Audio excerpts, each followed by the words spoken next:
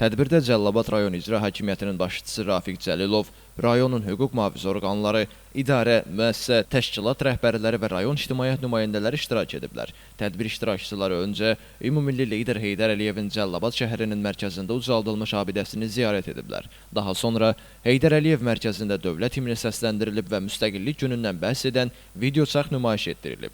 Rayon icra hakimiyyətinin başçısı Rafiq Cəlilov çıxış edərək tədbir iştirakçılarını müstəqilliyin bərpası günü münasibətilə təbrik edərək dövlət müstəqilliyimizin əhəmiyyətindən, Azərbaycanın siyasi, iqtisadi, mədəni sahələrdə qazandığı nailiyyətlər barədə danışaraq qeyd edib ki, ümummilli lider Heydər Əliyevin yorulmaz fəaliyyəti və müdrik uzaqgörənliyi sayəsində dağılmaq və parçalanmaqdan xilas olan Azərbaycan məhz cənab prezident İlham Əliyevin apardığı uğurlu siyasət nəticəsində durmadan inkişaf etməklə daha da güclənib, beynəlxalq birliyin layiqli üzvünə, regionun qüdrətli lider dövlətinə çevrilib. Bunun nəticəsi olaraq İlham Əliyevin rəhbərliyi altında dövlətimizin suverenliyi tam bərpa olunub.